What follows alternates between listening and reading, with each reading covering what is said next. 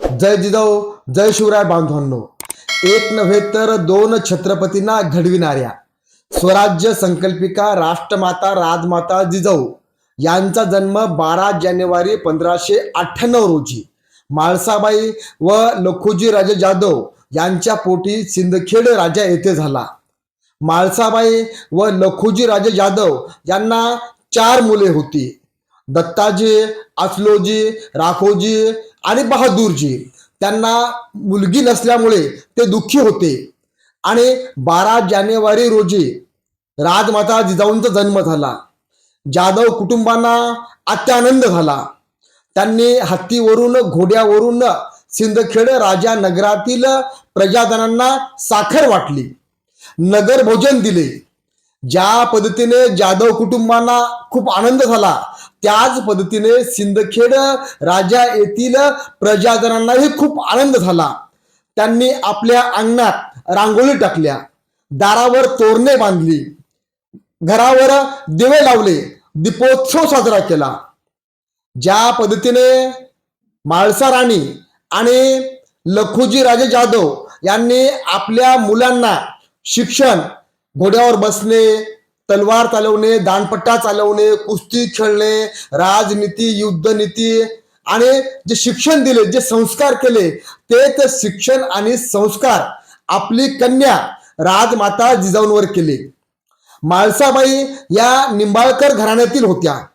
त्या धाडसी, धोरणी, स्वाभिमानी आणि अत्यंत मुत्सद्दी होत्या आणि जाधव कुटुंबामध्ये आल्यामुळे दोन्ही कुटुंबातील शूरतेचा, वीरतेचा, पराक्रमाचा, धाडसाचा, साहसाचा इतिहास त्यांनी राजमाता जिजाऊंना सांगितला आणि त्या माध्यमातून त्यांच्यावर योग्य असे संस्कार केले. राजमाता जिजाऊ ह्या लखुजी राजे जाधवांची अत्यंत लाडकी लेक असल्याने जे न्यायनिवाडे व्हायचे, राज्यकारभार व्हायचा किंवा जे काही राजकारणी लोक एकत्र येऊन धोरणं ठरवायची, त्यावेळेस जिजाऊ ह्या लखुजी राजे जाधवांच्या मांडीवर बसून असायच्या. त्यांनी या सर्व गोष्टी आपल्या डोळ्यांनी बघितल्या, त्यामुळे त्या सर्व गोष्टींची त्यांना माहिती मिळाली. लखुजी राजे जाधव ज्या वेळेस मोहिमेवर जायचे त्यावेळेस त्यांची मुलं त्यांच्या सोबत असायची आणि त्यांच्या अनुपस्थितीत सिंदखेड राज्याचा जो राज्यकारभार आहे म्हाळसाबाई चालवायच्या आणि म्हाळसाबाई सोबत त्यावेळेस राजमाता जिजाऊ असायच्या. त्यांनी राज्यकारभार, न्यायनिवाडा या सर्व गोष्टींचं शिक्षण म्हाळसाबाई यांच्याकडून घेतले होते.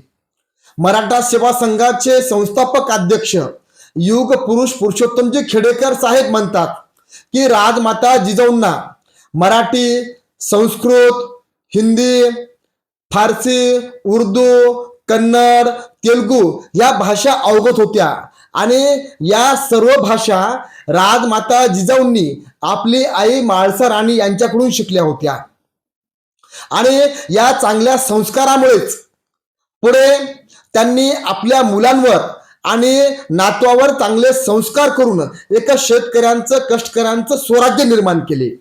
तर आज आपण राजमाता जिजाऊ यांना आपला आदर्श मानतो. छत्रपती शिवाजी महाराजांना, शहाजी राजांना, लखुजी राजे जाधव यांना आपण आपला आदर्श मानतो.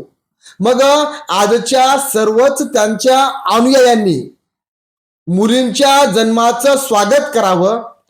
ज्या पद्धतीने म्हाळसाबाई आणि लखुजी राजे जाधव यांनी आपल्या मुलींना चांगलं शिक्षण दिलं, घडवलं, चांगले संस्कार केले, त्याच पद्धतीने आज प्रत्येक अनुयायांनी आपल्या मुलींना मुलगा मुलगी भेदभाव न करता चांगलं शिक्षण द्यावं, संस्कार करावेत आणि आपली एक संस्कारक्षम पिढी घडवावी. त्याच वेळेस खऱ्या अर्थानं आपल्याला राजमाता जिजाऊ यांचे अनुयायी आहोत असं आपल्याला म्हणता येईल.